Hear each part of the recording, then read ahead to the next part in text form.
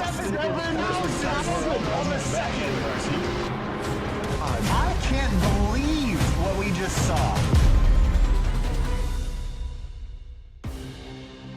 The 3-Wide Racing League Grand National Division has been racing since the beginning of 2020, and now it's time to finally start whittling down the field and crown a champion in the next 5 weeks. Welcome to Sim TV. My name is Kyle Heyer, joined by Finney and DeCuna for what is sure to be an extraordinarily exciting short track racing event on a Monday night here at Richmond Raceway in Richmond, Virginia. Welcome to Sim TV. Finney, and this is an interesting one for me. I've been gone and away for a few days, and I don't usually get a break from iRacing, but I've got to go to Gingerman Raceway this past weekend for Grid Life Touring Cup, but back to oval racing tonight with 3-Wide Racing League. Oh, better place to turn to some oval racing than a short track with some stock cars. So looking to be really fun, especially at a great place like Richmond. These guys, I was watching in practice, sliding around quite a bit on this track, so it's going to be a lot of bumping and a lot of running. So qualifying underway here as we have drivers on course right now, and the 10 chase drivers are lit up in blue on the left-hand side of your screen. The lap time's already coming down to the books. It looks like the current quickest lap is, looks like Skinner in the number 97 with a 22.760. Let out of the track here in just a moment to bring you tonight's 200-lap event from Richmond Raceway. And Finney, this track has always put on good racing, especially in this car, but I think there's a lot of unknowns coming into the night because we're going to be heading into the nighttime here, and that always brings higher grip and the intensity rises when that sun dips below the horizon. Yeah, absolutely, and also the temper's starting to flare, and pretty much once the sun goes down, tempers are going to be flaring, especially because we got a fairly long race here for the most part. 200 laps. It's longer than some other guys end up coming here for. So it's going to be a long race for these drivers, and again, that's going to mean it's going to require a lot of patience, and you're going to need it again for 200 circuits.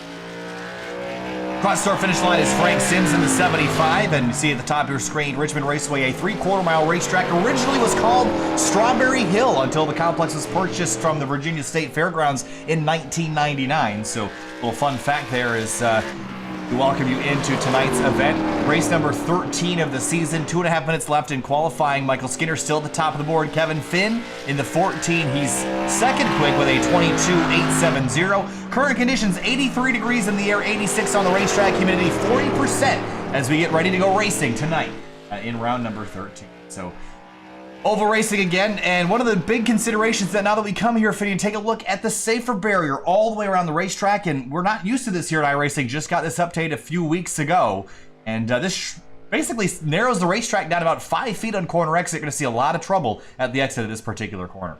Yeah, we already seen in the back before they added the safer barrier. Everyone was running up near the wall, if not into the wall, coming off of turn 2. Turn 4 hasn't really been much of a problem, but as turn 2. But that's definitely going to, take out a few inches of usable track these guys had. They're going to have to adapt to it. The track just being a little bit narrow, and for the most part, I've been seeing these guys slap out the walls. If anything, these guys have been struggling with some loose conditions off the corners. So Nick Indelicato in the 51 car, he takes pole with a 22.749. That will put him at the top of the board. He won some races earlier in the season. I don't think he's quite been the force we've been expecting later in the season, Finney, and so I think this is a good driver to pick for tonight. It's been a while since we've seen him in victory lane. I think tonight might be his night. Yeah, and for his season, he's been kind of all over the place. I mean, if I was to read off some of his finishes, you'll kind of see what I mean. 21st, second, first, 21st, 8th. Second, 18th, first. So he's either at the top or near the bottom. So I think really for him, it's just a matter of getting it consistent. Because again, now we're in the playoffs, we're in the home stretch. He's in, and he's only a few points behind some of the leaders, like Grunberg and even Richard Hines too. He's actually tied with Matt Grunberg up at the top coming into the playoffs. So a couple drivers will elect not to qualify. Richard Hines, Brent Miller, Matt Grunberg, Jordan McEvoy, and Jeffrey Fisher. So those drivers will not make a qualifying effort. Let's have a look here at the schedule for the chase. This time around, Richmond here this week. Then next week, Watkins Glen, New York, Talladega, Rockingham, and we'll finish out the season July 13th at Atlanta Motor Speedway. That's where all great chases would come to an end, back how they used to do it here. But I'm excited for tonight, Finney. We've got just about 21 drivers lined up for this one. The last time we raced, where did we even race last? I don't even remember where we were. Charlotte last week, right? We were, well, for you. Oh. For me, it was on Montreal. Oh, I don't know, it was Charlotte. Sorry. Sorry. Charlotte. That's just last week. I was getting it mixed up. It's been a little while. We've I don't think we've done commentary together for how long has it been? It's been a while. Was it last week? I think it was this race last week. It was last Monday. Oh man, it feels. This is why we can't stop doing it, Finney, because we need to have those days together to get used to each other. It seems like every time we separate for a few days, we come back and we're a mess. So I was gonna say a week for us is apart is like eternity. yeah, it really is. So we're gonna get racing tonight. We'll have a look at our race information here shortly. Take a look at our weather once more. The track temp is not really gonna fall below ambient, so it only has 3 degrees to go. But we've seen in these night races the track temp actually pick up a few degrees once the cars get rolling around this track. Yeah, once you start putting down some rubber, you'll see the track definitely increase. But also curious seeing how much more the track's going to rubber, because if you can try to get an angle of it, it's already pretty rubbered up already in some of the corners, especially when it's an inside groove. Again, having these guys run for even longer, it's going to just make it even more rubbered up. So, field lined up and ready to go racing. Let's have a look at our starting lineup here tonight, Finian. On the front row, it's going to be Nick Indelicato in the 51 and James Miller in the 09. That's row number 1 here tonight at Richmond. Yeah, moving on back to row number 2 is going to be Michael Skinner in the 97, starting inside. Next to him, Kevin Finn going to line up in the 14 car. In row number 3, starting 5th, will be Brandon Kluser, who's in the number 94. Justin Kolb starts 6th in the 52. Back in behind them in 7th place is going to be Chad Frankenfield in on the inside lane. Next to him on the outside lane, Sam Close in the 5. Row number 5, Corey Lindsay's 00 starts alongside the 48 of Nathan Velez in 10th.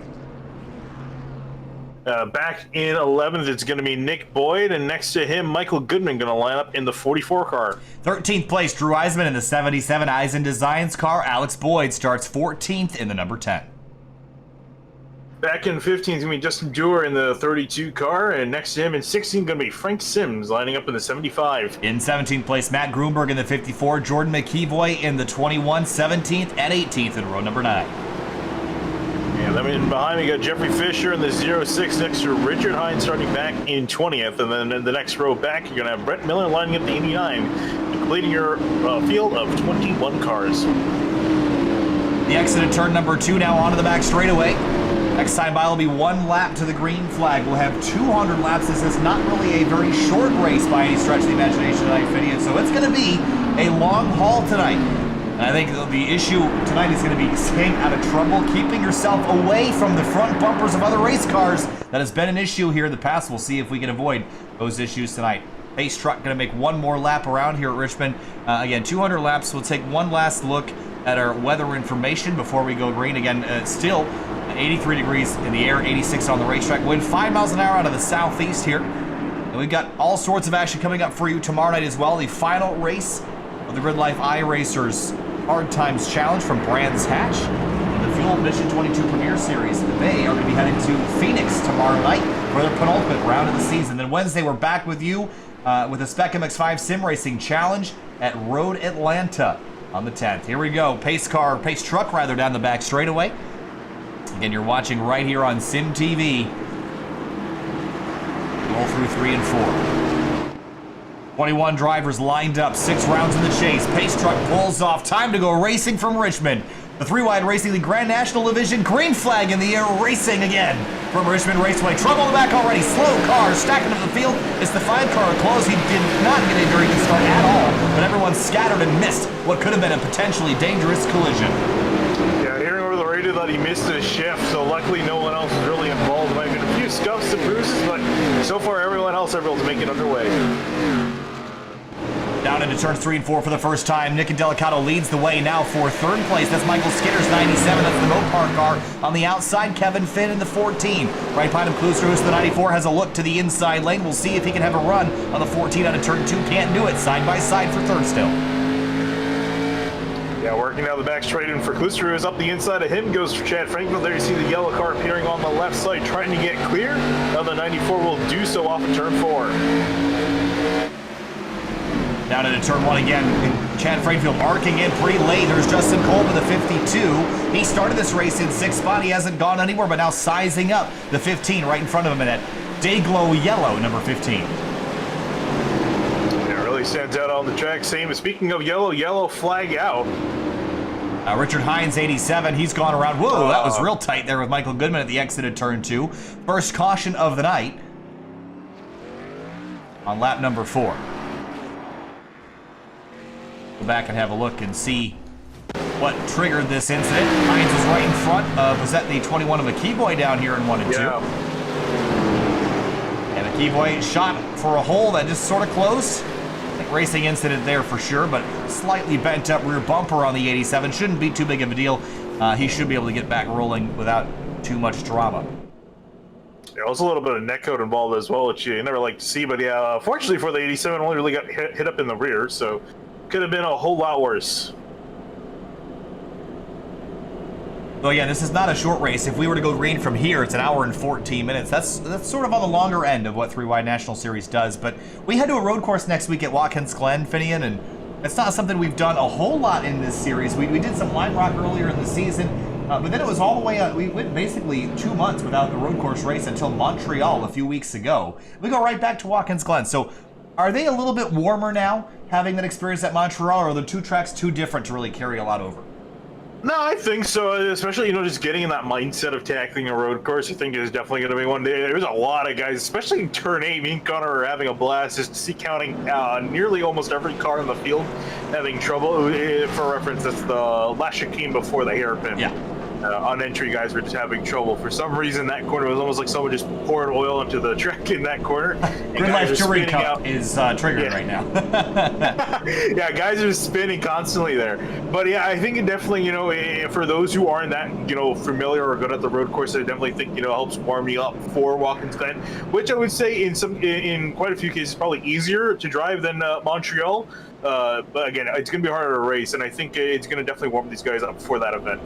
I mentioned Grid Life Touring Cup. That's where I've been the past couple of days. For those of you that are joining that, we're like, where'd Kyle go for the weekend? We didn't have a lot of streams to cover, but we do commentary for Grid Life Touring Cup, which is a fairly new grassroots level road racing series put on by the Grid Life organization. Started last year, basically 1 year ago at Mid-Ohio Sports Car Course. We actually got the chance to commentate the 5th ever round together at Road Atlanta last August, and it was just my 1 year anniversary of calling them at Gingerman Raceway this past weekend.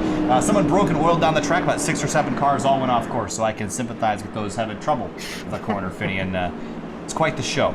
There will be a recap, actually full-on streams, recordings of races 3 and 4 up on the Grid Life YouTube channel with myself and Tom O'Gorman commentating over that. Just keep your eye on the Grid Life YouTube channel to see that. And I guarantee you, if you've got 40 minutes of your time, you got to watch those 2 races back to back, because my goodness were they good. So, all right, field lining up. We got all 21 drivers still left in the field. No casualties even after the first caution flag of the night. As we head through 3 and 4, we'll try this again. Lap number 8, and Delicato and Miller sharing the front row. Green flag back in the air from Richmond.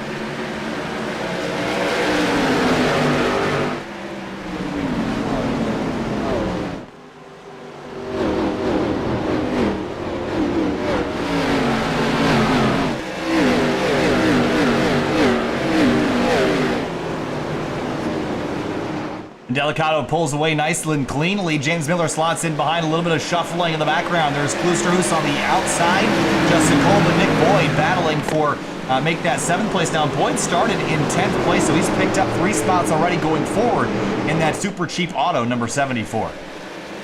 Yeah, and you can see right in behind, Justin Coleman going to go back to the inside of the 52, going to dive it up the inside. Both these drivers side by side. Speaking of which, up for the lead. Our leaders side by side for the lead. Here comes Miller to the inside lane, and he'll try to complete that pass for turn number 1. It looks like he will.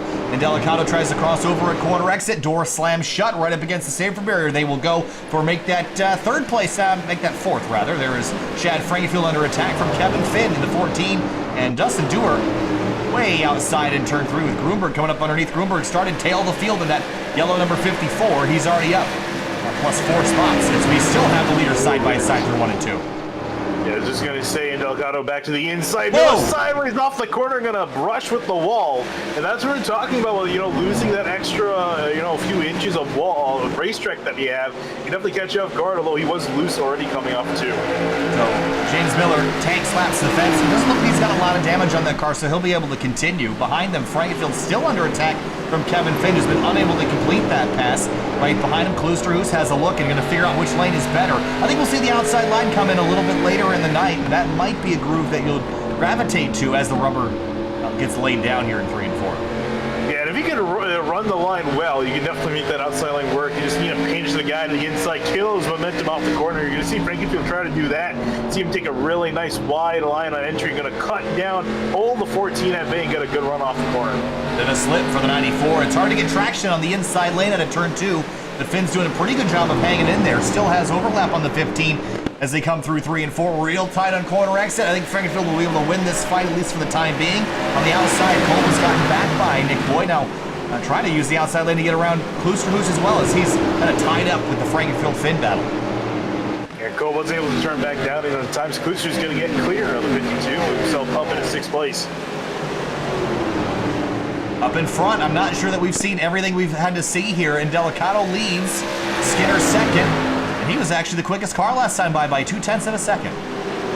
And Skinner, a relatively new driver to the series, only had 1 start before, finished 20th at Texas this season, so really flexing his muscles here. See if he comes, he's closed again, about 1 car length back as they exit turn number 4, 15 laps complete, and our front 3, Delicato, Skinner, Miller, all nose to tail, and that time through was about 300s quicker, but still quicker than the race leader. And Delicato is now feeling that pressure as they come onto the backstretch.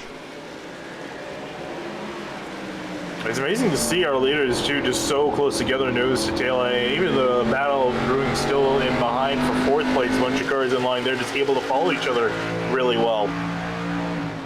And this is so early in this race. Again, this is kind of a long one tonight. So if I'm in Delicato, I won't fight this if Miller gets, or excuse me, if Skinner gets there. I would just let him go, but we'll see what his plan is. As we got Finn and Klooster, who's now having a fight of their own. This is for 5th spot. We do have a car slow at the exit of 2. That's Dustin Dewar. Oh, a lot of damage on the left front of that car. Yeah, we're trying to see if that is permanent for him on that left front. But yeah, it's looking like it. So he's going to pretty much have to retire with that. That car is absolutely destroyed. Left front tire very much down on that car. Let's have a look. Down into turn 1. He was up underneath the 75 of Sims. He's on the apron here. I wonder if he, oh yeah, just hooks the apron around, and then he's going to just get the inside concrete. That was a hard hit there for him.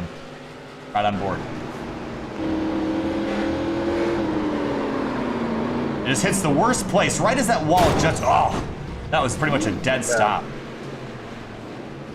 Sadura looking to be our first retirement of the night, leaving us with 20 cars left on the track. Caution. Up and caution out. Frank, oh, 2-car accident. Frank Sims and Brent Miller on the back straightaway again, and a lot of damage, very similar to what we just saw on Dewar's car for the 75, and Miller looking a little bit better off, but our second caution at lap number 20.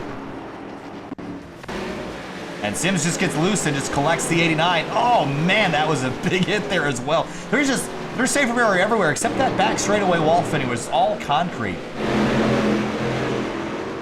Yeah, you see that just come. Oh man, head full. You see the car kept some air. That's how hard he hit the wall. For Miller, did a fantastic job bringing the car to a dead stop really before hitting the wall. We see here in slow-mo. 75 spinning out of control. Nothing you can really do here. He had way too much momentum. All 4 tires off the ground there for just a moment, and Miller again unable really to get out of the way. Nothing he did wrong here. Just wrong place, wrong time. There's his view. Fortunately for him, it's looking like he's looking to go away with just some right front damage. Really cosmetic, but yeah, that. Oh man, that 75 pounded that wall.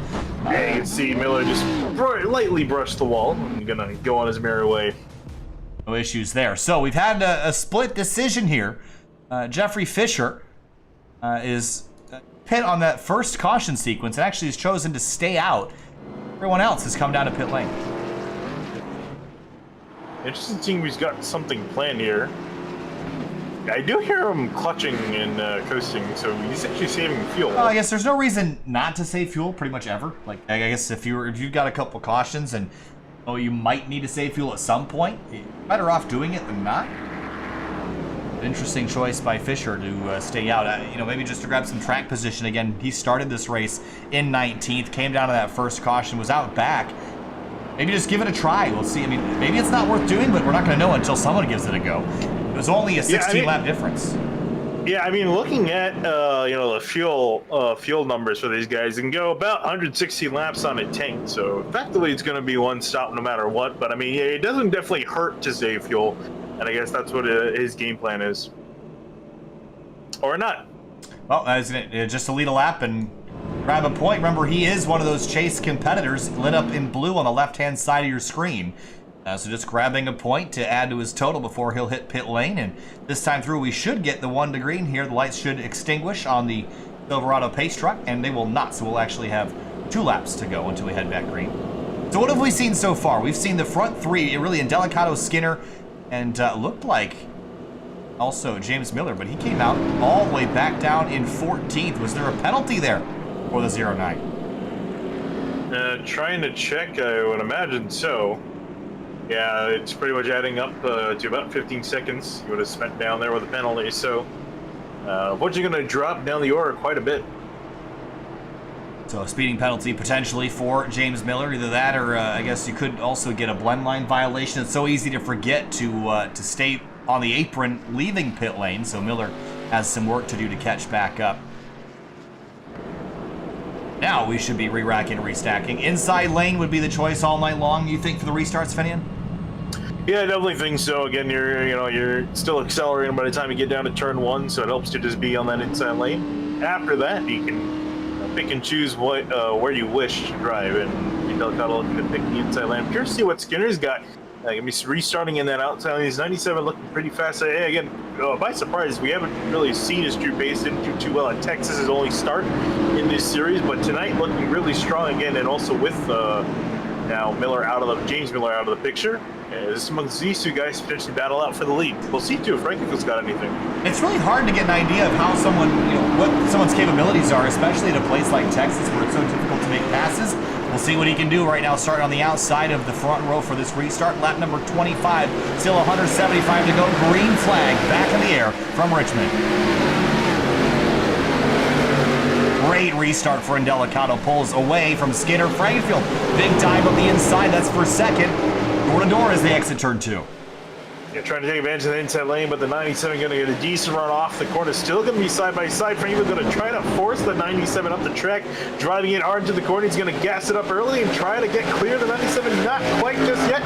Will finally get clear of the front straightaway. Great driving by the 15. Yeah, he really sent it down to there, managed to make it stick. Meanwhile, Eisenman in the 77 has gotten around Corey Lindsay. Eisenman started back in 13th, so he's +5 in the night tonight. Sam Close getting jostled back there with Miller. There's Justin Coleman, Kevin Finn. Both of these drivers have been mired in the bottom half of the top 10 most of the night so far. Struggling to make their way back forward as Skinner has a look at Frankenfield on into turn 1. Yeah, this battle definitely far from over. Skinner drives up the inside. Frankenfield way out of line. He's actually easily going to give it up. Maybe try to do a crossover. Can't quite get it done. Going to work back to the outside, though. I still think you can get a pass done on the outside lane, but for Frankenfield... Oh, whoa, big slide! He spins out of 3rd place, and caution is out for one of our front runners involved in a spin and a slide at the exit of the corner. That is a rare mistake by Chad Frankenfield. Yeah, I mean, you try to be aggressive, and as a wise man once said, around. It is really funny using that phrase on it really is. And just the car just steps out. I'm just so surprised that it got away from Chad that easily.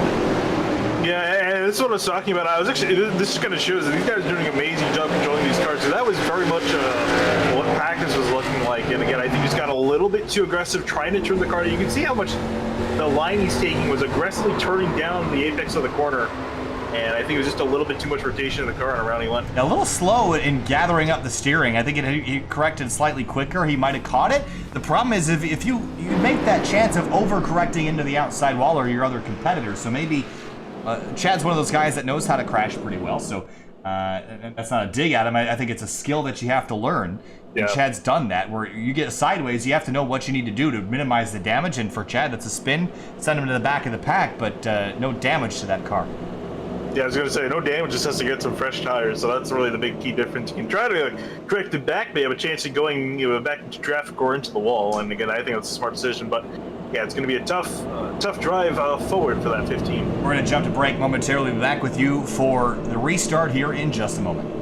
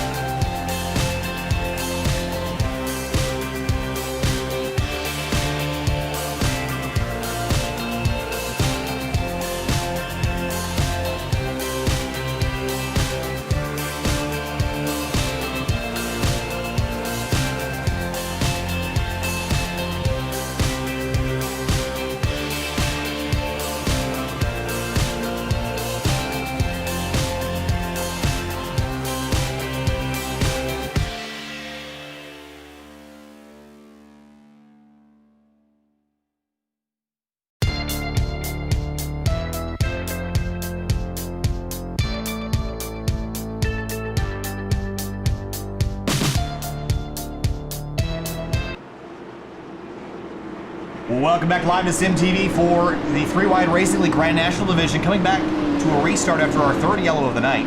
Nick Delicato has been in command most of the day. Michael Skinner lines up on driver's right. He'll have another go without Chad Frainfield on his right or left rear quarter panel. Green flag back in the air, lap number 34. Another good restart for Delicato as they head down into turn number 1. Yeah, great restart for him. Klooster's going to absolutely send it up the inside to get clear of Skinner. Will do so, and here comes the 74 as well. Nick Boyce, not a good restart for Michael Skinner. He's been struggling a little bit getting the car up to speed, so Boyd will come on through. Remember, he started all the way back in 10th place, so a good run for him to start the night. There's Grunberg in the yellow car, who's seen at the back of that shot, and James Miller after the pit penalty, 3-wide bottom. Big dive on the inside into turn number 1, and he'll have 9th place back. Yeah, very aggressive move. Ooh, gets a little bit sideways off the corner. He's able to collect things. He's got Matt Grunberg up ahead in the 54, who's currently up in 8th place and still gliding forward, as always. Boyd trying to cover Skinner on quarter exit. He gets it done. Skinner crosses over, has a run down into 1. He might try to dive on the brakes here. Car slides up to the center of the corner. Boyd gives him plenty of space. Good clean racing there from those two. I think Boyd's going to be able to hang on here. Yeah, Boyd's still going to try to throw it on the outside. You got to be careful here. You send it too hard into the corner. This is where Skinner's going to be able to try to bounce back. But either driver yielding here and wanting to give up, they're pretty much equal down the front straightaway.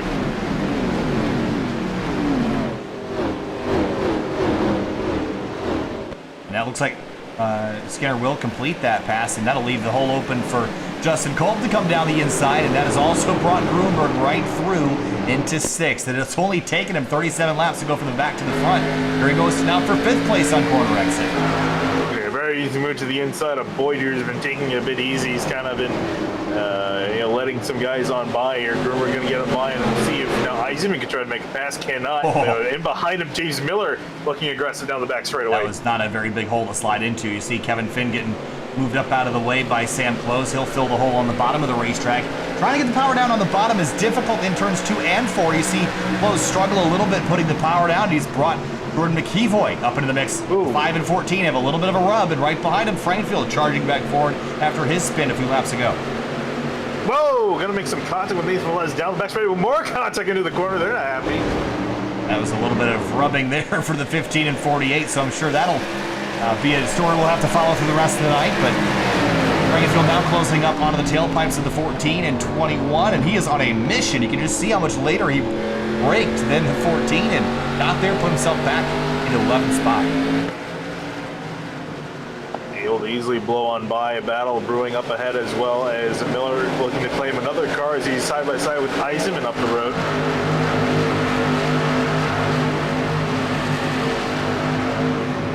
Miller led 1 lap earlier today.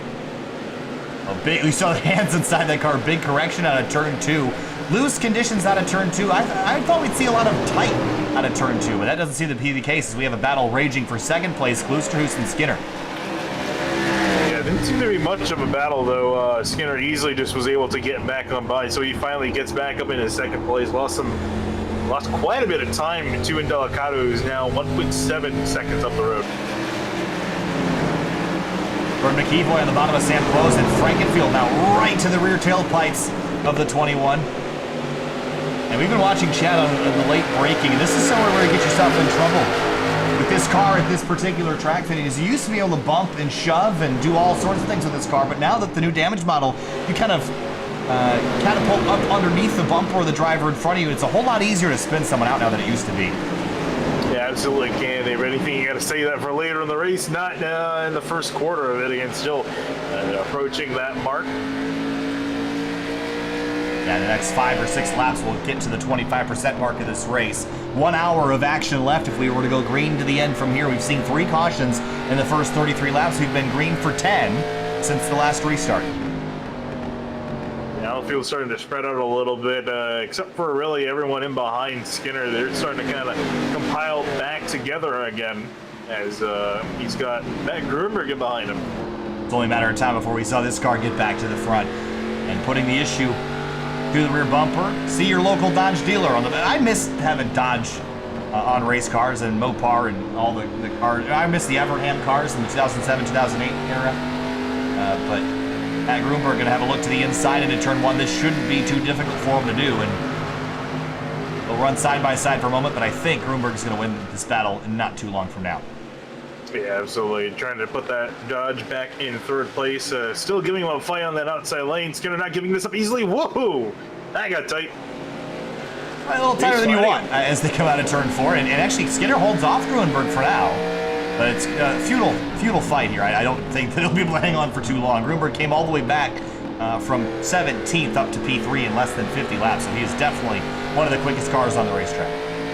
Yeah, I would say at the moment, probably the best chance of someone chasing down that 51 of Indelicato. He's just been expanding your lead now, 2.5 seconds between first and second. Indelicato also swept the races at Lime Rock Park. How did he do at Montreal a few weeks ago? Trying to pull that up 1 sec. Well, didn't win the race. Not that well, because you would have remembered. No, he finished in second. Oh, okay, so he did well. So now Watkins Glen next week, and Indelicato is in the chase.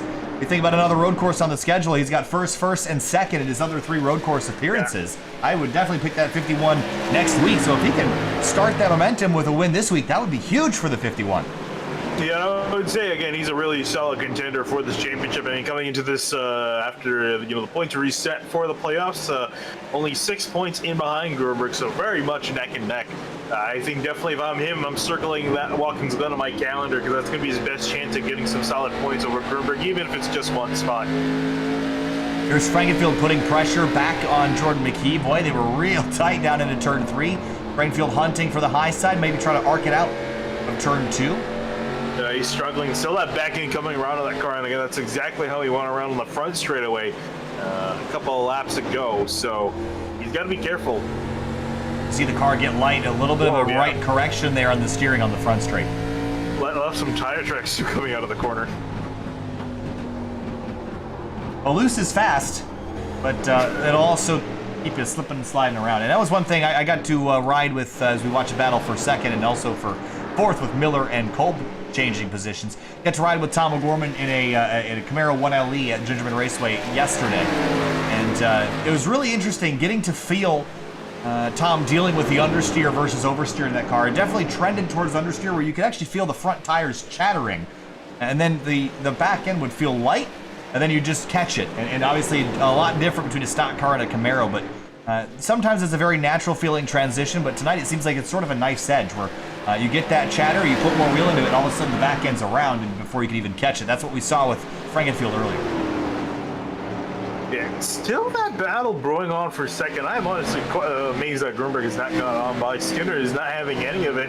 I thought, he was going to, try to battle with the 54 on the outside, be a little bit tongue-in-cheek, but never really fall back to that 54 getting past him. But yeah, he, kept Grunberg in behind. I don't think Grunberg's trying at this point. He might just be, saying, okay, and just sitting in behind the 97. Well, if you look at the lap times last time through, the front 3, actually the front 4, and Indelicato was the slowest of those 4. So maybe Grunberg's looking down at the timer and saying, uh-oh, we're actually catching them, so maybe it's better if I just sit behind here and let Skinner do the hard work for me.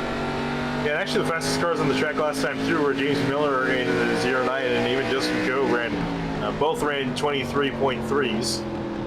Went a little bit, it kind of shifted back. Now actually the second and third place drivers the fastest, still catching back up to Indelicato. So yeah, hopefully this 51 didn't burn up his stuff too early. Loosterhoos has a rear view mirror full of Justin Kolb, but now it's a driver's side window full of Kolb as he goes by on the inside in 3 and 4.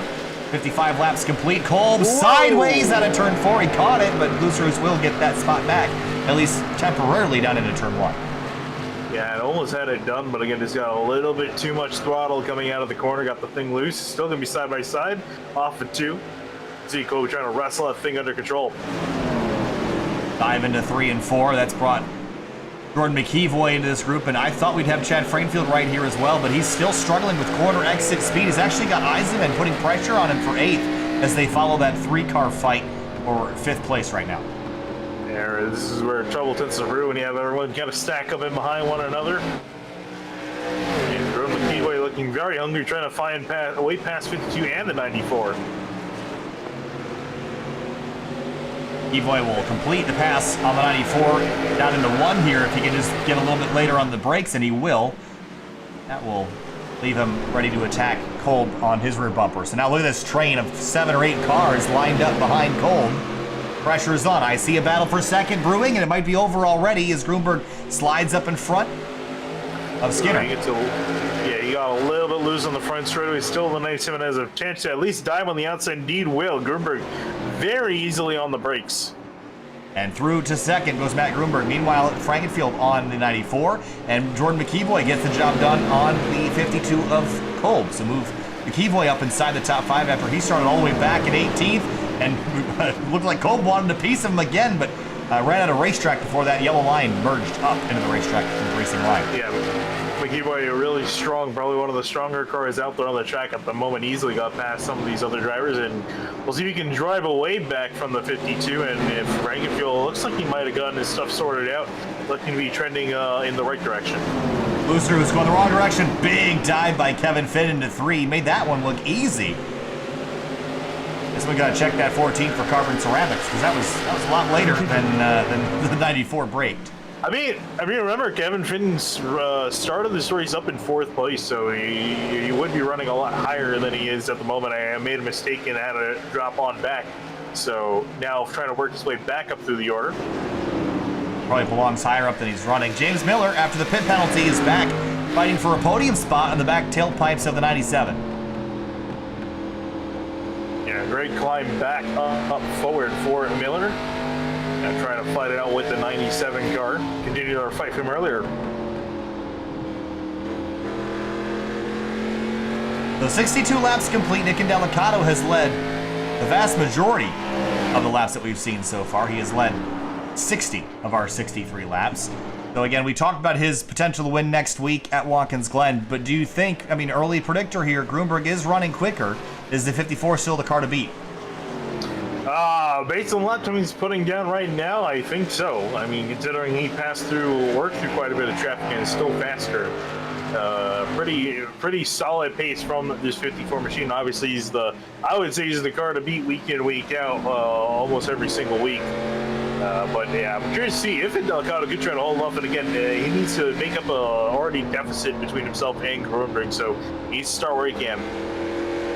Skinner feeling some pressure from James Miller now in the 09, who started up towards the front, had the pit penalty dropped on back.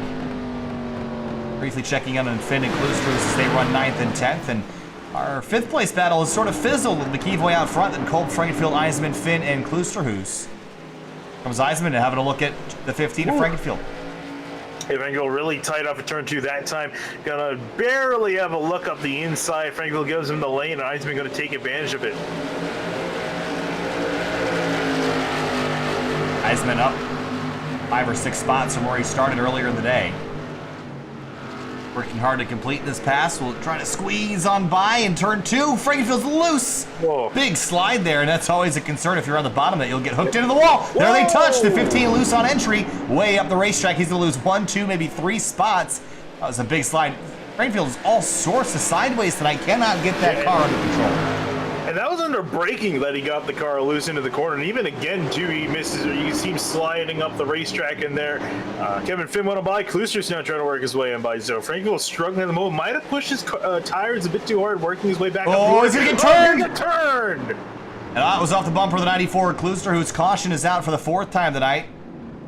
Frankenfield might have his misery put out for him here and have to come back and put 4 fresh tires on it anyway, which I think he might actually look forward to. Bit of disagreement of who was entitled to that space. Well, it's not really clear to me looking at this initially. This was the 94 sending it, or the 15 turning down. I mean, I have to look at it a little slower. Maybe you have a better view of this, Finian. What's your thoughts on this? I mean, the 94 sent it in pretty deep, but does the 15 turn down? I mean, I think the 15 was clear entering corner. I mean, it did leave somewhat amount of space. It might have been a little tight, but there was enough room for 1 car, so. And sounded pretty far back from the 94. He was off the bottom by about a half a car length. So, but you could see the car. You could see the 94 slide a little bit too into the corner, showing that he went in just a little bit too hot as well. But right on board with Kloosterhoos. Not sure that I would agree with his stance that he had the corner for sure. It's not quite so obvious from that perspective. I mean, I don't know. Well, I think they're going to disagree, and they'll certainly have opinions on it, more so than I will. So we'll see how that all pans out. The rest of the field is on pit lane as we are 30 laps from halfway. Oh no! Oh wow! Delicado. To a Delicado, yeah. Way through his pit box. That's going to cost him. No. Oh, the damage on his car. What happened? Yeah, that's what I'm saying. I heard him talking on the radio about something. I don't know. Oh, what on earth? Go back to lap 68. Just entering turn 1 under caution. What the heck? Is this before? Is this before or after we got the caution flag? No. This was the caution, I think. Oh, actually, it was actually simultaneously with the caution. Oh, he just gets loose into one, and then it slams the outside from the race lead. Yeah. Oh my goodness. That's exactly what you don't need to do. I mean, he had a championship battle. I mean, maybe the caution was distracting. Wow, what a hit. No, he actually. So here, if you, I don't know. Looking at the track lights, if you want to ride on board in slow mo, you can actually see one of the lights entering off into turns 1 and 2. You can see right there. Yep. There. So it wasn't like he was distracted by it or anything. It just, what a hit though. I mean, this is a gnarly impact, and that's almost certainly going to. I mean, that's going to be enough to damage the motor in that car. It's not just going to be body work for him. But what a weird way to crash. Yeah, and we were talking about how he hasn't had the most consistent of runs this season. It's either been up in the top 3 or down below, and this is looking like a night where he's going to be down under back in 18th, and he's been sitting in the pits for quite a while. He's actually now gone, I think, just 2 or 3 laps down. They get 2 laps down. He's led 65 of our first 72 laps. It's a huge shame for him. A lot of work left to do on that car to get it back in running order, if it will get back in running order. Sam Close has also called it a night about 23 laps ago. And that will put Matt Grunberg in the lead here. So as we approach halfway, got sort of the juggernaut of the series at the top of the board, but Michael Skinner has also been pretty quick. Yeah. And riding behind him, James Miller, who is also running pretty strong. So it's not completely over just yet. We got, I would say some of the fastest guys up at the top of the field. Even look a little bit further back, I think Justin Cove and Kevin Finmel, they might be, necessarily race winning contention. They definitely have a chance of, mixing it up with these guys. They've definitely been showing a decent amount of speed over the last few runs. So with that out of the way, the chaos and carnage of our 4th caution of the night. Got laps number 74, 25 laps to halfway here in just a minute. Grunberg, Skinner, Miller, Kolb, Finn, Eisenman. A good portion of our top 10 are lit up in blue. Those are your chase competitors. We have the Watkins Glen next week for the 2nd round of the chase. Base truck pulls off. The 54 is the race leader. Green flag back in the air, lap 74, the 3-Wide Racing League Grand National Division.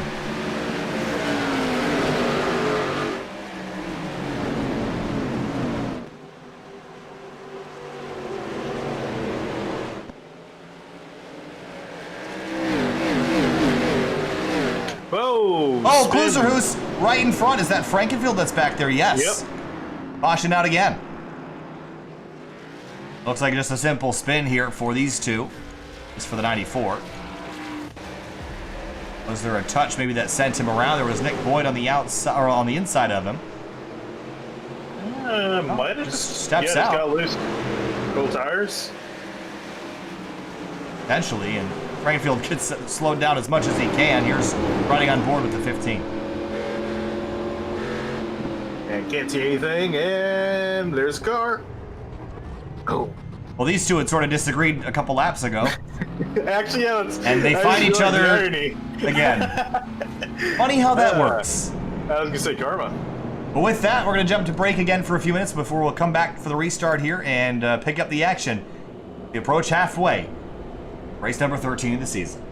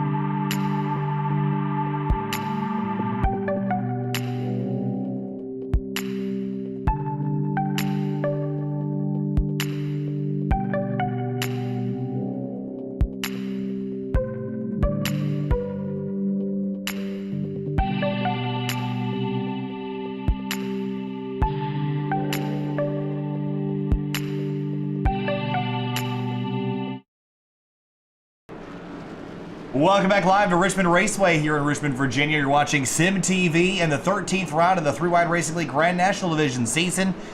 We're 79 laps into our 200-lap event tonight. 5 cautions this evening, the most recent involving the 94 and 15 at the exit of turn 2. And James Miller, Matt Grunberg sharing the front row. Grunberg is the race leader as we come back to the restart. Close it on halfway.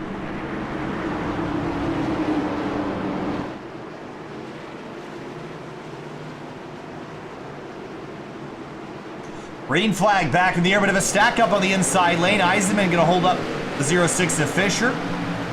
But Grunberg gets a clean breakaway, and it will enter turn 1 uncontested. Miller falls in line in second. I was going to say, working with his teammate James Miller in the 09, working together to secure those first 2 spots. Everyone else duking it out in behind them. Justin Cope side by side with Kevin Finn, tight down into turn 3. And Kevin Finn looks like he might drop back in behind the 52. Into turn number 1, the 14 of Finn on the outside lane. I thought this lane would come in, but we haven't seen it do so. The bottom's still the only place to really make a move. There's Jordan McEvoy, who's been flirting with the top 5 spot the last 20 or 30 laps, but hasn't really solidified himself there. So working on the 14 to try to make that a reality here.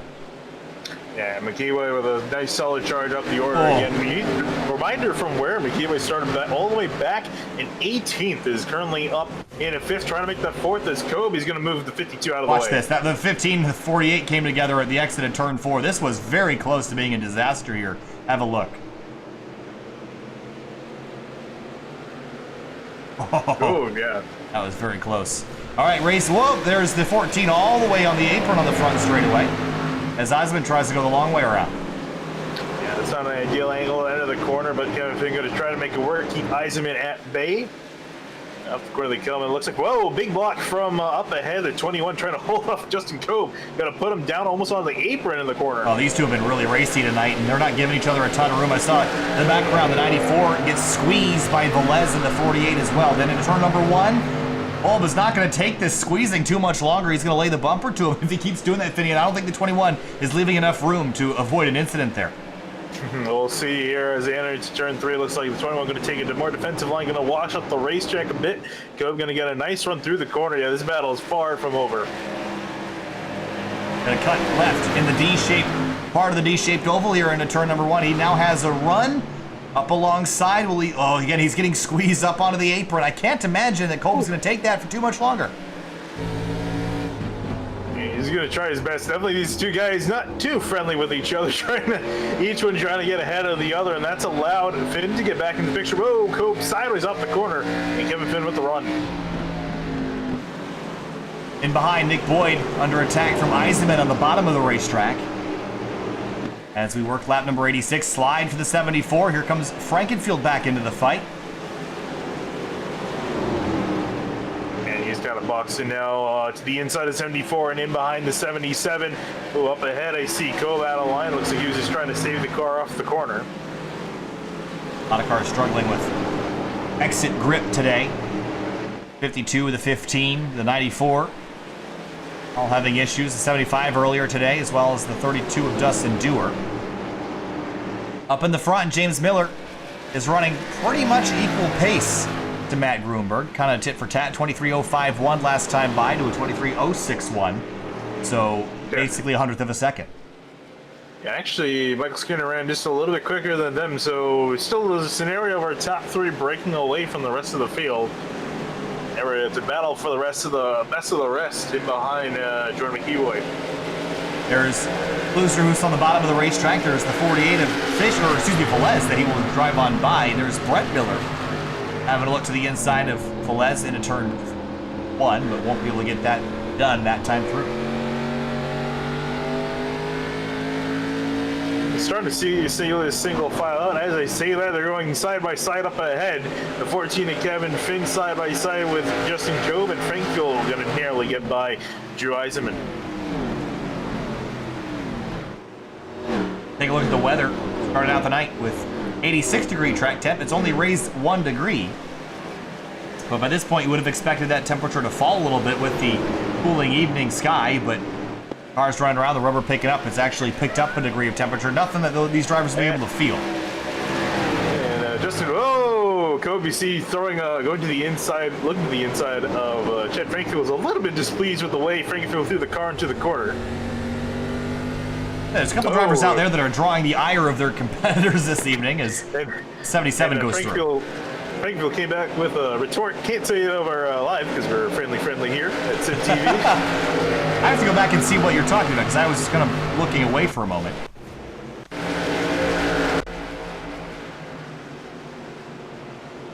Is that what we were talking about? Yeah, that's what we're talking about. I think Kirko felt like he was, taking advantage of into the corner. I'm not sure if I would necessarily agree with that, but I'm not in the car. The emotions are already high. I think that's what we're seeing tonight. Yeah. In short track racing, you come into the night already angry because you didn't qualify well, and you never get happier. It just builds until it boils over and people start just dumping each other. Oh, the problem is you already start the water at like 210 degrees, so it doesn't take a lot to boil it over. As Kevin Finn and Frankfield now starting to engage the dogfight for 5th place. Frankfield had a really solid run off the corner, nowhere to really go if they're going to throw it hard to the outside. I've been seeing him. He's been running this line really well. Throw a little bit higher on entry and then turns it down on exit. Gets a great run off the corner. See the time he's getting back on Finn. And they're both closing on Jordan McEvoy in the 4th place, number 21. Broomberg leads by 0.8 of a second over Miller. They're still running pretty equal lap times. Skinner slightly better than Miller, though, as we are 5 laps from the halfway point. In behind them, a little bit of a battle between Jeffrey Fisher and Nick Boyd. Even Kluser is going to throw his hat to the ring as they go side by side into turn 3. Boyd runs a bit wide, and Boyd started up in 11th earlier today, and he climbed forward, and then since the 3rd or 4th caution, he hasn't really been able to get back where he was. No, it was up as high as I think around 5th, if I'm not mistaken. It was playing up there. It was looking to be, a solid top 5 runner tonight, but yeah, just has fallen off base. He's just getting past completely on the inside now. 89 Brent Miller going to work his way on by, and here's Richard Hines, we haven't seen at all since he spun way earlier in the race. Hines has had some pretty solid runs lately. He was one of the ones that we discussed the most back at Iowa Speedway, was up front leading laps at that race, and tonight has been sort of what the rest of the season looked like, where he's been kind of mired in the bottom half of the top 15 and unable to really claw his way forward. But still about half the race left to go, and we saw him, it's actually the first caution of the night, with that rear bumper all torn up.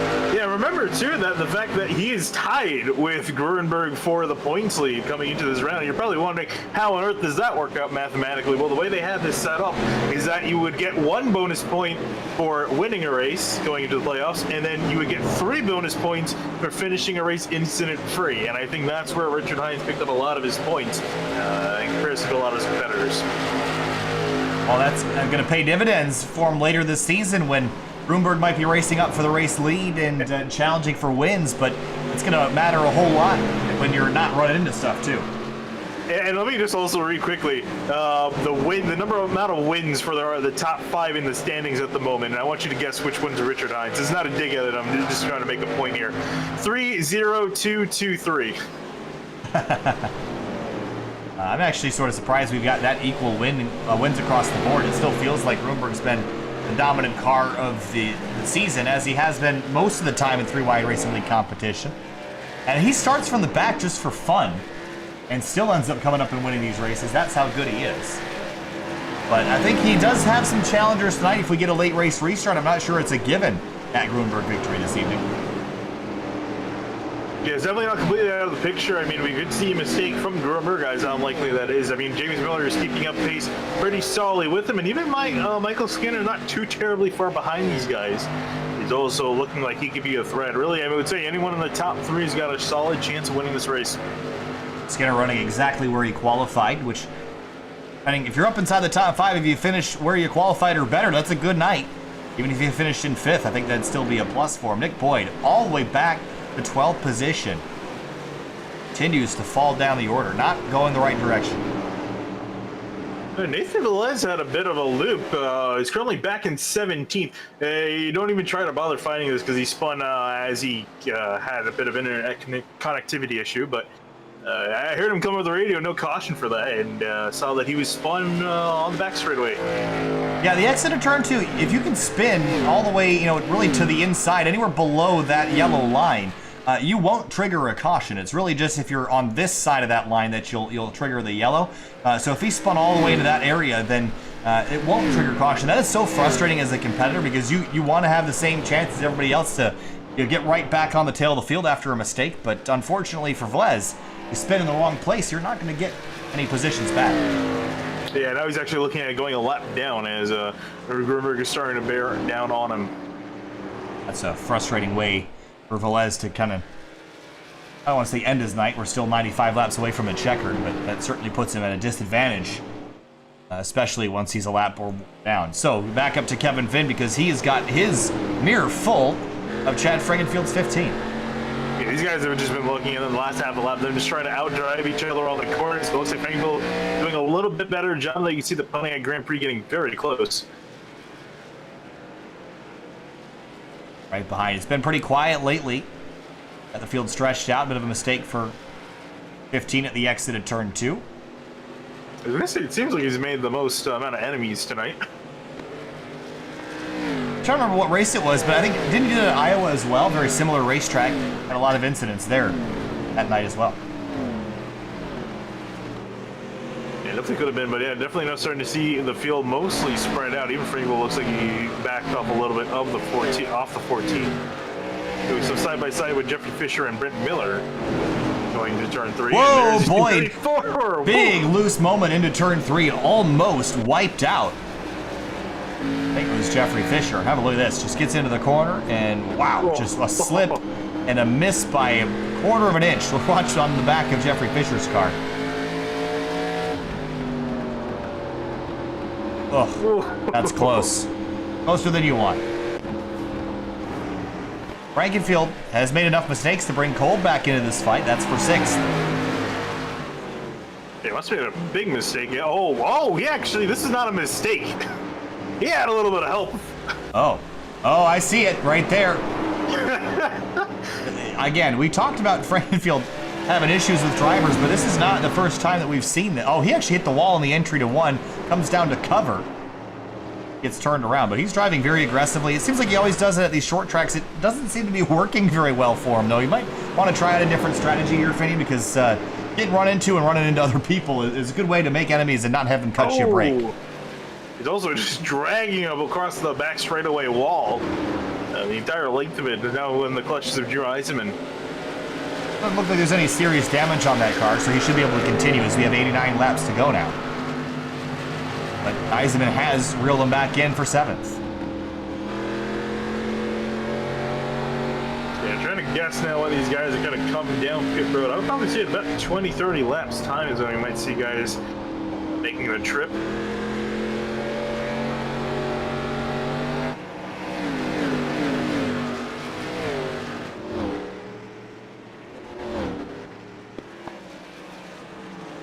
Grunberg leads. James Miller has fallen 2 seconds back.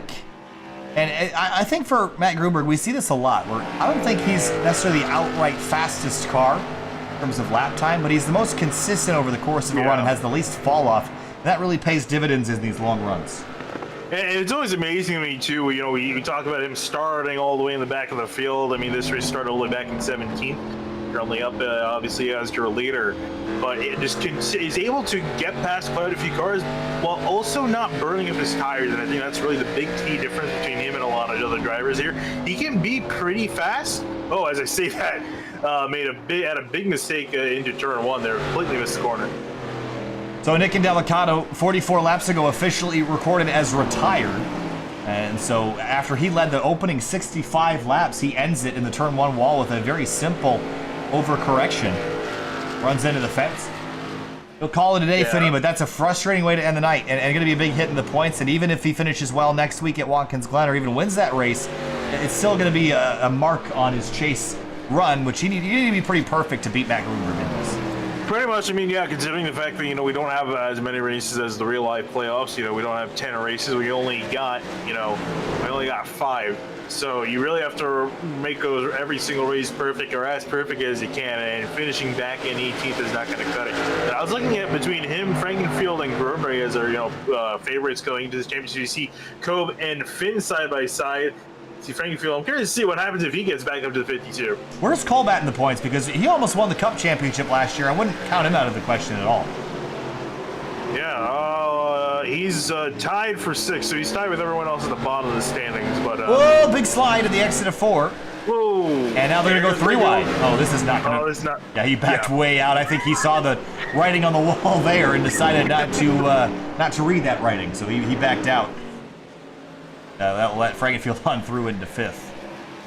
Yeah, oh, he almost got hit by Eisenman. He did get hit by Eisenman. Up the racetrack, he'll go into 3. And he'll catch it and save it, but that was a big, scary moment. A whole half a lap, very scary for Holman, the 52 car. And Kobe not happy with Eisenman either. Everyone, this is what we're talking about. You know, everyone's tempers. You know, just adding layers slowly but surely. And we need the melee physics on the pit lane for after this one. We're gonna throw some helmets, Tony Stewart style. Gonna be good stuff. Well, Matt Grunberg. The only thing he'll have to throw later is his Gatorade. Oh man, I'm sorry. I'm just listening to Kobe and Frankenfield just throwing shade at each other. I so badly wish we could get driver radio and have it be able to be muted. And toggle it on, yeah. Yeah, that would be nice. If we were to do that, we'd probably need, some way to censor it. Well, yeah, I so badly want to figure out how to do that. I think what I could do is I could route it through another voice meter channel. The problem is figuring out how to delay it and then preview it before I actually run it through. Yeah, so that's a lot of work. But you pretty much need another person. But some days fitting it would be worth the work. It really would, especially you really had to hear it. So it's really funny. Can you give us the gist here? I feel like we're missing out. Well, as you see some side-by-side action, it'll tell them as soon as this is over with Frankenfield and Kevin Finn. And Finn gonna miss the corner as Frankenfield gonna drive on through. But I didn't hear the middle of it, but I heard Frankenfield at the end go, why don't you just shut up and just drive your car? Oh, man. Too much talking. Yeah, I always wondered, back in the, the two-car tango days when the drivers could still talk to each other on the radio, if someone ever tuned to one of those channels and just cussed them out. A lot of times... It had to happen at least once. I mean, because they're working together usually, but I'm sure there was moments where they were upset with each other. Yeah, you have to imagine at some point. Actually, how long did they run? I guess as long as they ran the two-car tango. Well, it was only about a year that they did it because they didn't figure it out until 2011, and then I think by end of 2012 they had outlawed that. Yeah. And only allowed spotters to communicate. I still wish they would bring that back. I thought it was amazing to watch that. No, really, it would make. I definitely think that's the thing that would help make the racing a lot better. And safer. Being able to work with each other. And safer. Yeah. I don't think we would have had the Ryan Newman situation in Daytona had there been some communication happening. But how it goes. All right, 75 laps to go in 2 laps. And for 5th, it's still very interesting between Chad Frankenfield and Justin Kobe. These two have not been super fans of each other. I don't think there's Christmas cards getting sent back and forth yet. I know it's the middle of June, but you never know. You never know, Dita. And just in general, a lot of guys in this little pack not happy with each other either. So it's the worst part that they're all close together. And right in behind these guys, Kevin Fitt and Brendan Klustruce has also worked his way back up the order into 8th place. 75 laps to go now. Race leader Matt Grunberg has a 4-second lead. When are we expecting pit stops? We're 56 laps into the run for the race leaders. Yeah, I would probably say I'll be surprised if we don't see these guys, within the next 10, 20 laps, cutting the run nicely in half. I don't imagine you want to go too much longer. The lap times aren't really following up, but I can definitely see the tire wear and the comfort as these drivers being comfortable on the tires. You can see them sliding around a lot off these corners, so I definitely want to change their tires as quickly as possible. You see the 97 and the 09 side by side for second. Skinner has been running some pretty solid lap times, quicker than that of the Miller car, so he's on through. Velez, he is a lap down. He needs to fight that 10 car with Alex Boyd. That would be for a free pass position, so he can do that, do it quickly. Miller back to the bottom for second as they run door-to-door off the exit of turn 2. Again, Skinner loose as they try to combat their burning up right rear and left rear tires. Yeah, I'm sure they care less about their tires now as they're fighting for second place. Skinner was trying to do an over-under back on the front straightaway, but Miller going to get back on by, not for too long. Here comes the 97, back up the inside. Oh. Whoa, sideways under braking. About as close as you want it to get. And not done yet. Great battle for P2 here at Richmond, but now Skinner completes it. Miller drives up the outside. He just wants that corner pedal. They touch. Bit of a shove there, but Skinner gets it done. That was Jordan McKeever. Look at him. He's right in behind Velez. He's trying to get past the lap car of the 48, and he's going to battle it up and join this battle for second. Yeah, I'm not sure if he's quicker than the 97, but with him preoccupied with Miller, they have lost some ground to fourth place McKeeboy. That will be 70 laps to go this time by only one pit stop left to do. Miller tries to fight back and have another run at the 97.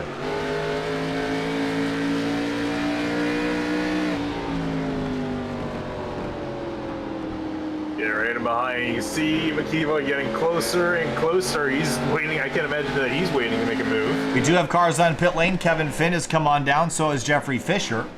So 70 laps to good. They'll be good to the end here, and I'd say we'll expect the next couple of drivers in just a few laps. They'll split this run probably right down the middle. Yeah, that's always the interesting thing too. Now we've seen on a few different occasions a caution come out mid-sequence. So I'm curious on how many of these drivers in mind are they willing to stay out and just hope for that Hail Mary caution. You see Miller pull down low. I think he's coming to the pits. That was pretty early commitment. Usually you see drivers try to go a little farther off into 3 before pulling off, but he gets down to pit road speed. Very slow that time to avoid the penalty that he had earlier. Richard Hines and Nick Boyd, that's for 9th place. Oh, and I see 52 and Frankfield side by side again. To be for what is now going to be 4th spot at the exit of turn 2. Run off into 3. This is going to get really interesting. Big send for the 15. While leaving plenty of space. And Blizzard's also in behind looking to try to one-up these drivers. Oop, here comes go back to the inside of 15. It always just works out that the drivers that are most upset with each other always end up racing each other the most throughout the night. But plenty of room being given here. And now it looks like Kolb going to drive off into 3 on the inside of the 15's door. Run him up the racetrack a little bit at the exit of the corner. Now he pulls back down. It looks like he might have it here, but Frankville gonna get a nice entry into the corner, still side by side with that 52. But you can see the difference in how they're able to get back on the gas. Kolb easily bowls him by. Here comes Boosters. And remember, these two also had a run in earlier tonight. And a little bit tight on corner exit. Again, I'm just so shocked that we haven't seen one of these cars upside down on the front straightaway grass at some point yet with how hard they've been racing each other. Maybe we should wait a few more minutes to decide whether or not that will happen. I was going to say, ask and he shall receive. And Frankville looks like he's not willing to let this die down. He wants that spot back. I'm not sure if he's got the rear tire left, though. Still seems loose on corner exit. Oh, he's in the wall again into turn 1. Struggling with the turn-in on this car as well. He seems like he's just offsetting the car too much on corner entry and getting too much power down on corner exit. We have still yet to see anyone else really come on down. Actually, scratch what I said. We've seen a few other drivers come on down. Well, Miller including. He's going to blow on by these drivers. Matt Grunberg going to stay out very, very long as his fuel tank will allow him to go, which is about 70, 75 laps. And he'll have the best tires for the end of the race. That's the strategy we've seen work the best if you're the leader by as much as the 54 is. There he is. Dealing with Corey Lindsay, who's on fresh rubber. I think, again, these guys are trying to stay out maybe long enough to, just cover their bases in case a caution comes in, because you don't want to, I don't think any of these guys really want to be caught off sequence here. It's going to be not a fun time. So now Matt Grunberg has clinched the most laps led tonight, 72. Well, only other driver that could lead more would be Nick and Whoa, Delicato. look at the Klooster's in the 94 Whoa. going to get into McKeever on the front straightaway. They were 3 wide coming off of turn 4. Well, they're chasing each other now. This 21 sends it in deep. I don't think they're happy with each other. Now, McKeever's trying to get past these guys. He's got fresher tires, but they're holding him up right now. And this is precious time that he needs. Still There 3 he goes wide. to the inside. Oh, they're going to get that done that time through. Pulled way out of the groove, and now he's back behind Frankenfield again. This also brings Brett Miller into the mix in that 89 car in mind. So we got a 4-way battle for 3rd place. Big slip for the 94 at the exit at 2. Bolton sees the door open underneath the 94, trying to get the power back down to the ground. Less than 60 laps to go, 20 minutes of racing left. Now we've got a mixture of cars on fresh tires and old tires. That just makes things so much more complicated. Yeah, this is really where you have a big chance of a caution coming out. Kevin Fitnell is going to work his way on by these guys with his fresher rubber. Oh, Oosterhuis and the 52 of Kolb run each other up the racetrack. Here comes the 14 up the inside.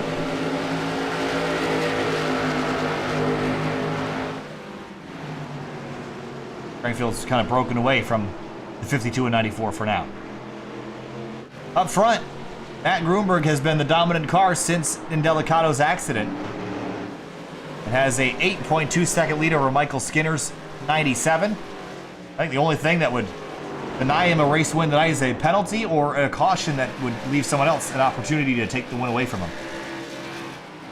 Yeah, that's a big thing. I mean, again, it's rare that we see mistakes out of Grunberg, but it can definitely happen. We've seen, in the Fuel Mission 22 Premier Series, Nick Johnston in that series, in 2 different races, had incidents down on pit road costing him race wins.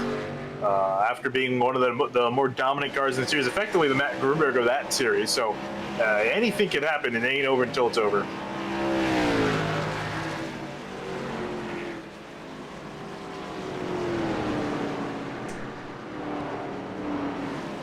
It's about a good time for a SimTV Sound Surge. Let's crank it up.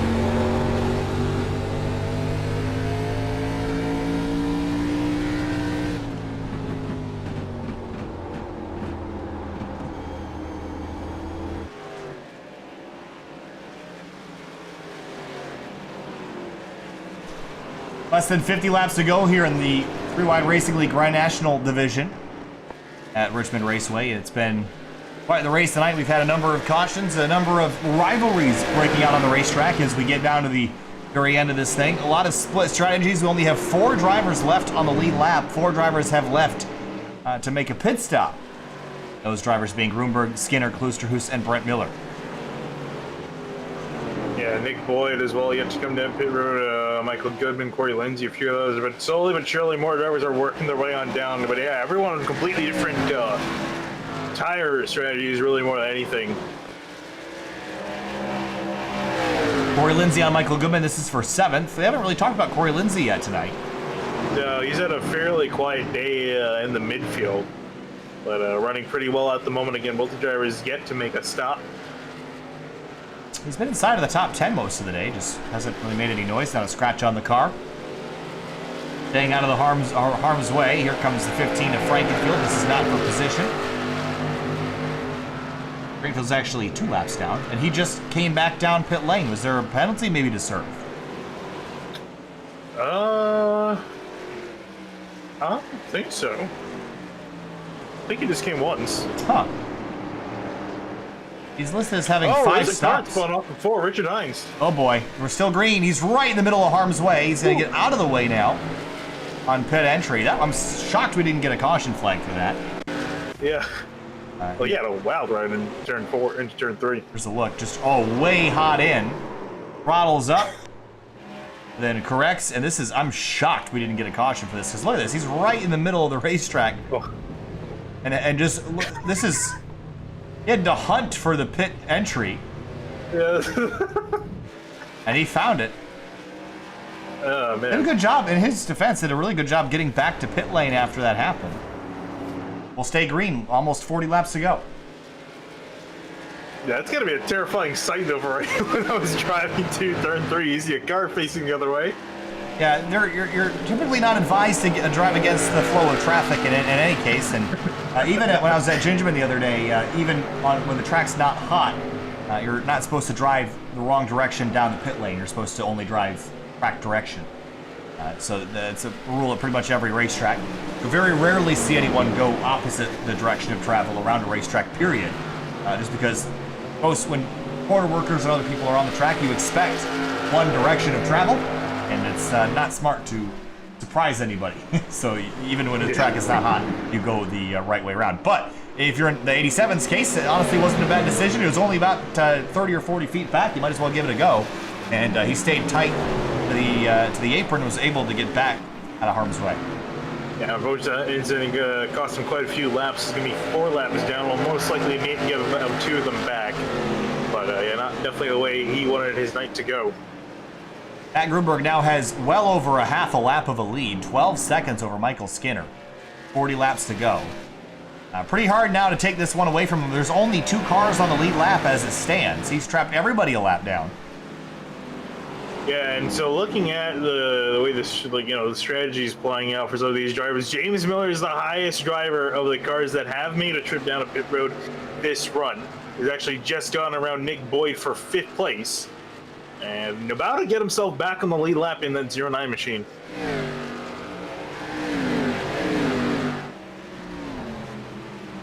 So see him right there. When everybody comes, so the question now becomes, with 40 laps to go, Miller's been, I'm looking at the lap times, though. James Miller ran a 23.9. Matt Grunberg's ran a 23.8. So is he going to be that much farther out ahead of Grunberg when all is said and done? Yeah, he's quite a bit of traffic, so I think we kind of have to let him get some clean air. But I don't think he might be able to drive all the way back up to the 54. But then again, the tires, we don't know how much worse they're going to get. I mean, you still got 40 laps to go. That can do a decent amount of beating on them, even if you're driving carefully. Well, we haven't seen a huge amount of fall-off as we do have Mike Skinner coming out of 2nd place to come to pit lane. We've only seen about a second to a second and a half of fall-off, which really isn't a whole lot compared to some of the bigger tracks that we've seen. So I'm not sure that an undercut of the scale that we've seen is going to be enough to completely blitz the 54 like we might have seen at a track like Charlotte last week. But we're going to see what happens here. As Grunberg's got to be running out of fuel here. He's been on. Am I correct in seeing 95 laps on a tank of gas? Yeah, I'm seeing that too. And my estimates are showing, 116. Even if you can save a little bit more, you're still stretching that quite a bit, putting it lightly. Well, there's no reason to try to stretch it. I mean, he's got a huge lead. And the thing is, he can't really come in now either. He's got to stick between a rock and a hard place if he wants to come down pit road. Because he's going to come back down now. We only got, 35 laps left in this race. That's not a lot of time. No, it's not. And I think you're right about strategy here. I think he has to hope for a yellow flag. Otherwise, James Miller, who's in second place on the racetrack and second place right behind him, a pit stop here takes about 41 seconds to get onto and off of pit lane in its entirety. And a lap is 22 seconds. So Matt Groomer would be almost, he'd be well over a lap down, about 17 seconds behind James Miller. When it's all said and done, you're not going to make that up with only a second and a half lap of drop off. So either Groomer is saving huge or hoping for a caution, because he is, as you mentioned, put himself between a rock and a hard place. Yeah, and speaking of which, looking back, if we want to look back off the back bumper, the 54, there's James Miller. You can see right there, about to put himself back on the lead lap. So again, I'm not really sure what's going on in this 54 car, but I don't know. The strategies have generally been fairly sound. I'm not sure I can agree with what he's trying to do here. We'll see how it plays out. Again, these guys are teammates, so curious to see if something is, they're trying something, or if they're just kind of going off on their own two different paths. Well, Grunberg has been so successful throughout the season that I don't really think, for as silly as it sounds, I don't think he needs to try that hard in the all 6 races. I think he can maybe try something out of curiosity in one race and then, something different another time. Try to grab some victories, but and it's not all about winning. We saw how important running cleanly is. 23 seconds between Grunberg and Miller now. But Grunberg very far back, about 17 or 18 seconds worth behind Miller. So, is Grunberg dropping off? Let's ride on board and see if he's saving fuel.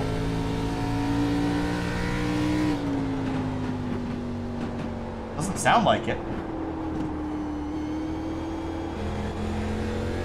Yeah, I've been kind of listening to the run. Yeah, it doesn't sound like he's been saving fuel.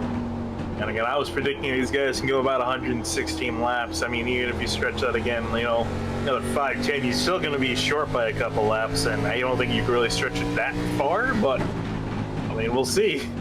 I'll be amazed if he comes into the pits with another 20 to go. But well, he's going to have to. I mean, I don't think you can go all that way. And I don't think we're going to get a yellow anytime soon either. Everyone's kind of spread out, and I think all the fights and disasters have sort of fizzled. I don't really see much of a reason for anybody to get super upset and wreck each other now.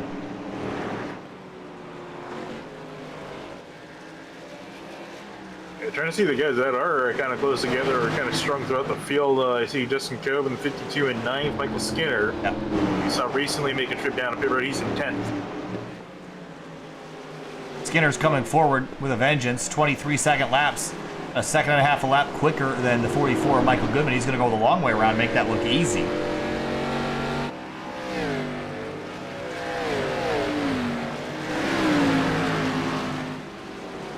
Miller continues to tick off laps. They're pretty much even with Grunberg now, but again, once Grunberg pits, he's way down. I mean, the other thing he could be trying to do is just take a splash of gas, but even the trip down pit lane would put him a lap down at this point. Yeah, I mean, it's not gonna, as you're saying, you still gotta make that trip down on pit road, and I mean, that itself is gonna cost you 25 seconds, so. Skinner and Kolb move Skinner up to 9th, Kolb, or excuse me, 8th, and Kolb back to 9th. Skinner, as you're saying, really is coming out through with a vengeance through the field. Again, got significantly fresher tires. There's a 30-lap difference between himself and next two guys up ahead on their tire life. He's been fit running 7 and 6 respectively. For Lindsay and Friedenfield trading spots for 12th, move Chad back at P12. Again, this has not been the best of nights for the 15. He's just gotten wrapped up in a whole lot of issues that really didn't need to happen. Pretty much taking himself out of contention. Has the best lap that would put him somewhere inside the top 5, but just can't seem to find his way back there. Yeah, and again, he's one of those drivers that's kind of like that's trending upward. He's got fresher tires and actually almost everyone ahead of him except for Skinner. So eventually, he should catch a decent amount of drivers, put himself in the top 10. Closing on 20 laps to go, Nathan Velez on pit lane, back in 15th place. Richard Hines by the 54 car. Roomberg continues to lead. He has led 110 laps, which is well over halfway. And has very solidly clinched the most laps led. Maybe that's why he's feeling okay about taking a risk. He's had a pretty clean race. He's led the most laps. Yeah, why not, right? That's a pretty big risk, though, so... I mean, there's very few cars that on a regular basis can go out there and beat Matt Grunberg. You give him a race this long to stretch his legs, he's going to do it. But it's almost a given now in this series, saying that he'll go out and just win everything. So I'm not really sure that there's a lot of pressure on him.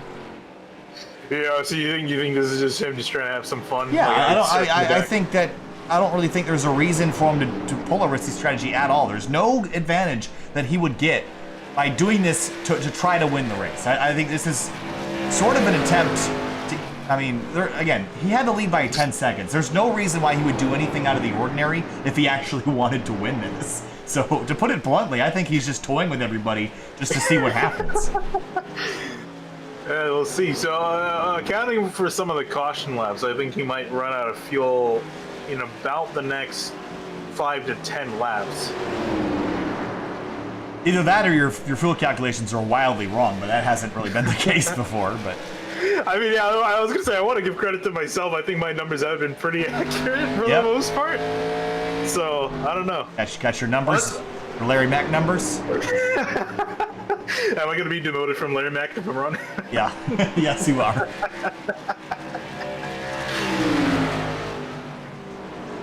There's Makiba going up the inside. Makiba currently running in third. Yeah, and this is why we were kind of joking during the sound surge. This race is pretty long. This is sort of why we recommend not running long races. This is because nothing's really happened in the last like 70 laps. We've pretty much gotten single filed out and run a super long race. We haven't really seen anybody change positions since then. We were saying that the road racing guys typically run short sprint races because all the action happens and then everyone gets sorted out and just kind of finishes where they were. That's sort of what's happened here. Yeah, and speaking of, one driver has been making some movement up and passing guys pretty much without any competition is Skinner, moving himself all the way up in a fourth. And he's got a little ways to go to catch up to the leaders, but still be a pretty good night for him. He's only got one start in three-wide competition before. It was at Texas, where he didn't have the greatest finish of his career, so this will be a solid way to get in his second start, finish in the top 5. Closing on 15 laps to go now. I think I honestly, at this point, I just wanted to run out of fuel just to say that I was right. My numbers are right. Well, he's still out there making laps. Now. I think he's just screwing with Finian's numbers. That's the only thing. He's leading by so much that his mind was set adrift into figuring out who he can mess up the most in the head, and it was Finian DeCuno.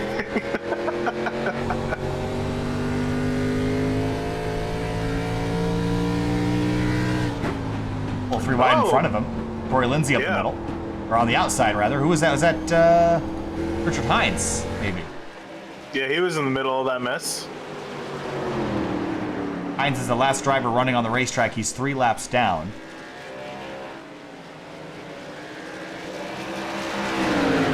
Whoa, Brent Miller had a little bit of a wild ride going to turn 1. And some help from Nathan Velez behind, it seems. Back and have a look here.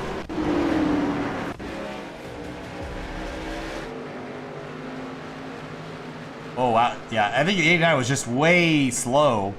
Either letting the 14 by or something, because you can't really blame the 48 there. The 89 was so off pace that I don't think the 48 had time to check up. Yeah, that's what we're talking about, that difference in pace and tire life. I mean, Nathan Velez, he just came in 10 laps and go. In comparison to Brent Miller. Miller's on older tires. Okay, that makes more sense. Yeah. It looked like he had just gotten off and just put the parachute out and just stopped. But if you got older tires, that sort of makes sense. So 11 laps to go now for the race leader. So this is sort of when you expect him to run out of fuel. He's gone 120 laps, Finian. Yeah, I mean, I guess he might be able to make it to the end. Again, I'm kind of amazed at the fact that we've seen almost next to no fuel saving out of him. It's pretty impressive. Yeah, and again, just showing that I need to go back to school, apparently. He's still four years of college was not enough. He's still running competent lap times, too, so he'll have 10 laps to go now.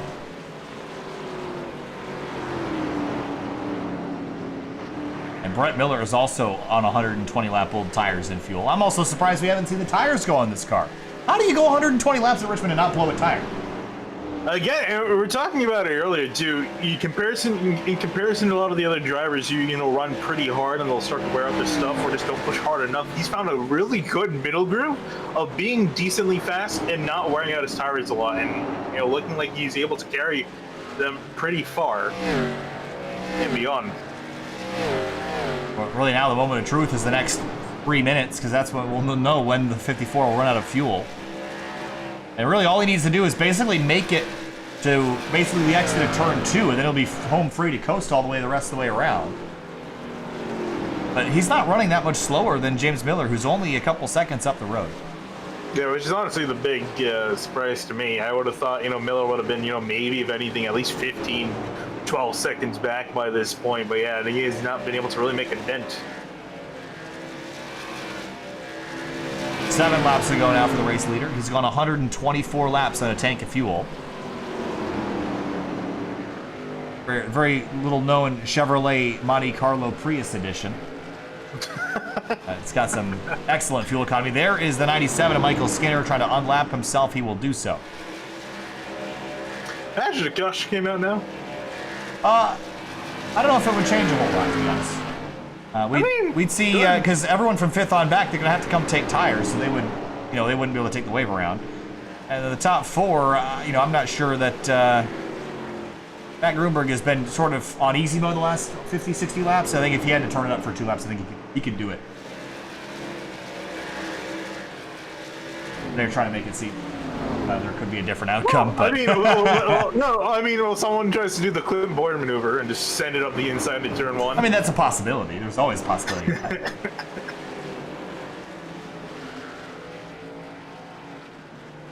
I think really the front 3 we sort of know. Michael Skinner, again, kind of the unknown factor in that group. He's been driving with the head screwed on pretty tightly there, so that's worked out well for him. As we hit now 4 laps to go. I really want to ask him how much fuel he has left when he comes across the line. Was it Kevin Finn that won last week in Charlotte and almost had no fuel at the end? Yes. And he had enough for like half a burnout? Yeah, about pretty much. We've got 3 laps to go. I don't know how you do 130 laps in fuel here. It doesn't even make sense. I'm not sure how little drag this car has, but I think iRacing set it to basically 0. You've heard of grip X, and now we got anti-drag X. I guess so. Or 0 drag X. Have we also been green for 120 laps, or is he just not pit one of those times? No, we've, I think, been green for... Yeah, last green flag we got was 50 minutes ago. Yeah, that was, I can tell you, the lap we went back green. That was 76. Okay, well, we just got the white flag. I think Matt Grunberg just outsmarted literally everybody. Even the commentators. And yeah, I don't know how you do that, but he just made everyone look really stupid because that was about the easiest. He's not even stumbling. He's gonna get there like with fuel to spare. And well, that's how he does it, folks. Matt Grunberg wins Richmond Raceway, 3-Wide Racing League Grand National Division, in the least exciting finish ever as he comes across the line out of fuel. Go for second. Go to the battle for second place because Michael Skinner's about to track down James Miller. He's to his back bumper here. Yeah, I'm not sure if he's close enough. He's going to send it in pretty deep, but it's not going to be enough. Turn number 4 for the 09. He'll come back in second place as we come across the line. What is going on with the fireworks? It's Minecraft fireworks. What is going on? That's good.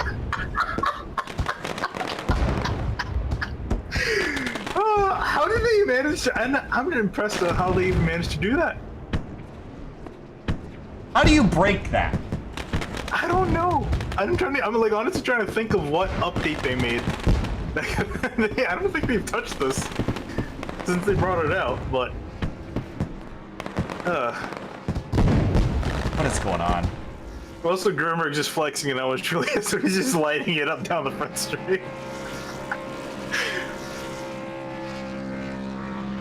Yeah. That's just how you make everybody look dumb. Oh. Well, it's out of fuel now. But it doesn't matter. He won it by a million miles. It's Matt Grumberg fashion. Here's a look at the race winner by 20.1 seconds over Miller, Skinner, McKeevoy, Eisenman. Comes home with a top 5. And Finn, Kolb, Frankenfield, Miller, Boyd, Fisher, Klusterhuis, Goodman, Corey Lindsay, and Velez round out the rest of your top 15. And Delicato, with the crash he had earlier in the night, will take him out. He heads to a home track and a road course next week. We'll see if he can rebound and grab another road course victory. They'll be right back for interviews.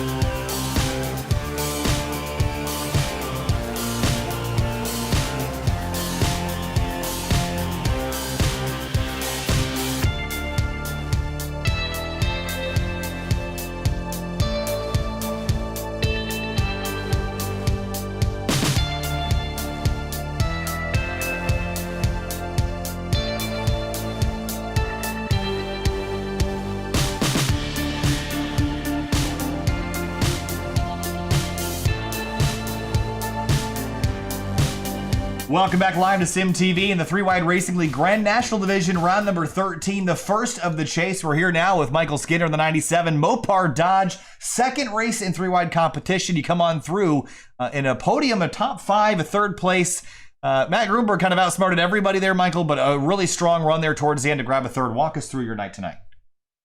Yeah, I can't believe he made it. That's pretty impressive, especially how fast he was. For a little while there, I thought I was sitting in the catbird seat. I just pitted one lap too late to get James there at the end, just trying to get through traffic, slowed me down a little bit. But overall, not a bad night, especially when I only do this every so often, maybe twice a year. So not bad for a has-been, I guess. Head to Watkins Glen next week. Is that one on the schedule, or was it just Richmond tonight?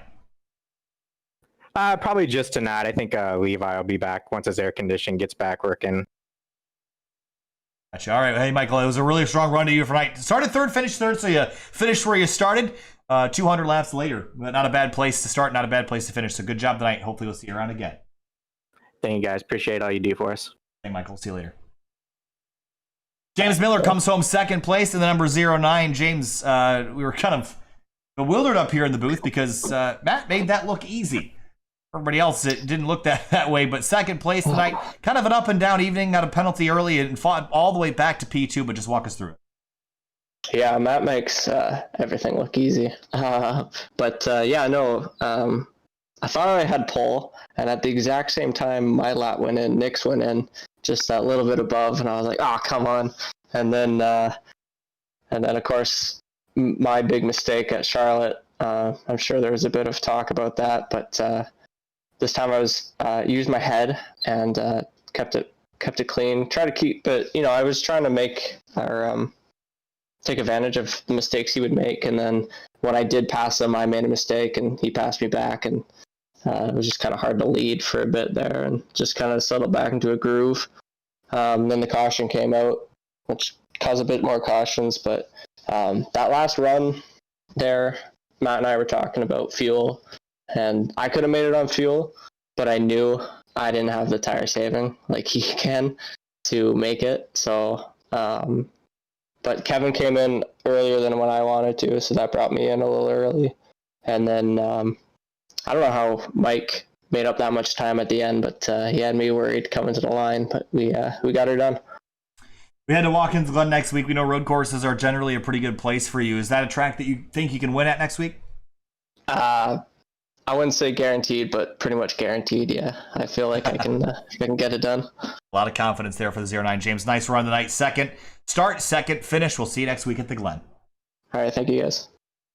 Moving on now to his teammate Matt Grunberg in the 54, who makes everything look easy, but that was almost a different level. Matt, we're sort of joking up here that maybe you didn't even want to win the race because we thought you had thrown the race away. But 130 laps on fuel, and how did you make that right front tire not explode after running it for that long?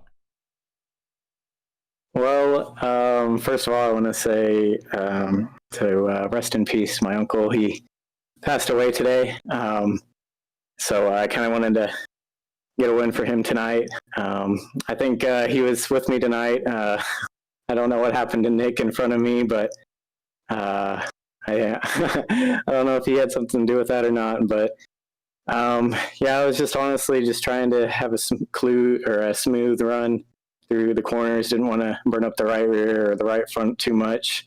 Just kind of hugged that apron. And I calculated about 125 on fuel before the race. And once we got that caution there after lap 75, I saved under that caution. And then once the run got on or went on longer, I think I was just going slow enough to where I saved just a little bit more. And that got me to the end. So big win for the first round of the playoffs. And we'll try to carry this momentum to the rest of the playoffs. All right, hey, Matt, sorry to hear about your uncle, but we'll look forward to seeing you next week at Watkins Glen. Yep, thank you. All right, with that, that's going to do it for the night here, Finian. But Grunberg, again, doing what he does best. That's winning by, not by a little bit, but by a mile. And actually, it was about almost 3/4 of a mile that he won this one. Yeah. Go ahead. Yeah, it was not much of a battle really for Grunberg tonight. Excellent job, not only fuel saving, as he was able to do a little bit of that, but especially again tire saving. Barely dropped off, was running extremely consistent laps to the end of the run, making sure that right front didn't blow. And again, with the new tire model, that's been a very big concern for a lot of drivers. But again, just carry that tire, just maintain it the rest of the run. Easily was able to take home a win. Well, home track for SimTV and for Nick and Delicato, who won at Lime Rock Park and swept rounds 3 and 4. That'll be next week at 9:40 right here on SimTV from Watkins Glen International. The super speedway of road courses. We'll see you at the 2.45 mile Watkins Glen, New York next week.